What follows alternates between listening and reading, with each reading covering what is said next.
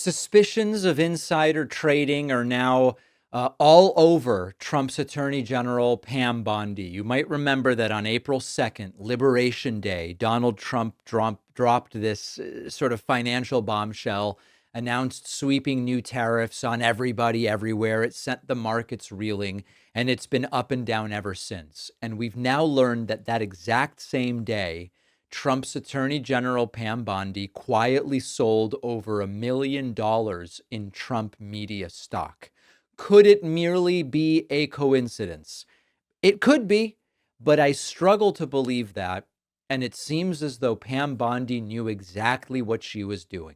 We've now seen the financial disclosures. They were first uncovered by ProPublica, and they were confirmed by Newsweek. Bondi dumped somewhere between $1 and $5 million worth of shares in Trump's own media company, the Trump Media and Technology Group, hours before markets reacted to Trump's Liberation Day tariffs. The next day, Trump media stock dropped more than 10%.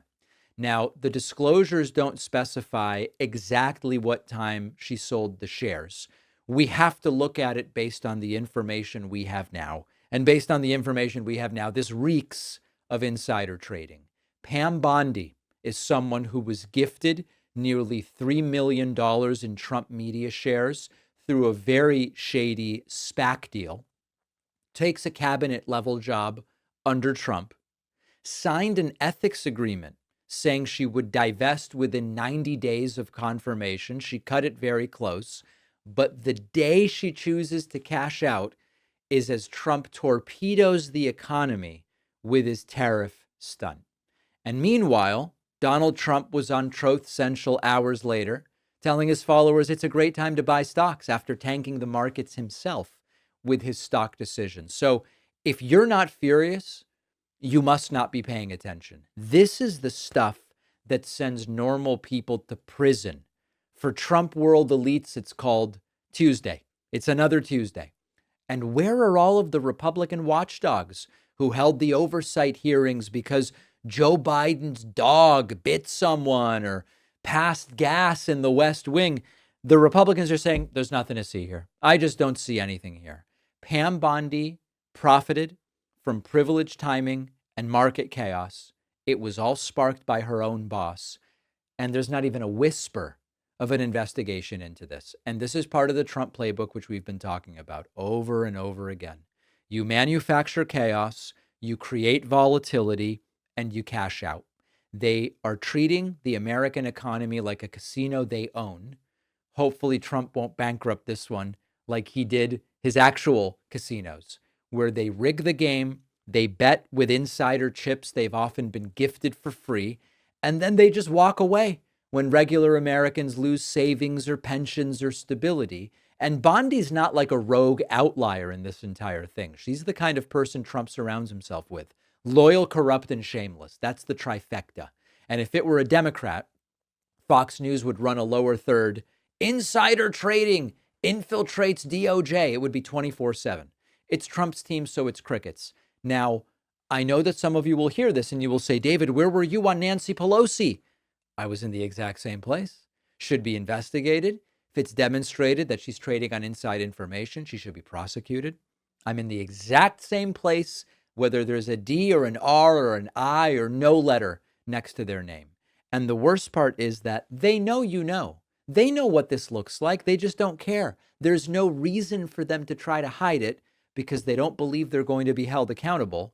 And they're probably correct that they are not going to be held accountable. And of course, MAGA loves yelling about the deep state. But the real deep state is unaccountable insiders. It's laundering political loyalty into personal wealth while governing like a monarch. And if you think Pam Bondi's working for you, she's working for her portfolio. Her portfolio said dump the stock before the tariffs hit. And she's working for Trump's loyalty oath. And that is the number one concern for her. And it should terrify every single one of us. Investigation, forget about investigation. They're tomorrow on the show, by the way. The investigations that Pam Bondi is doing, even though she should be getting investigated, Pam Bondi is investigating others for politically motivated reasons, which, by the way, is what they said Joe Biden was doing. So we'll deal with that tomorrow. Let's talk a little bit about RFK. After researching, writing, refining, The Echo Machine, my book, is finally out. This is not just a book about how American politics got so broken. It's also about what's happening right now and what we can still do to stop things from getting worse. Trump's been back in power.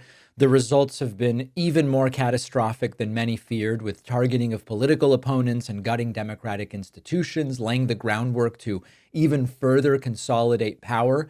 But the thing is that none of this is inevitable. The same forces that brought us here can be countered if we understand how they work and what to do about them. And that's what the Echo Machine is all about.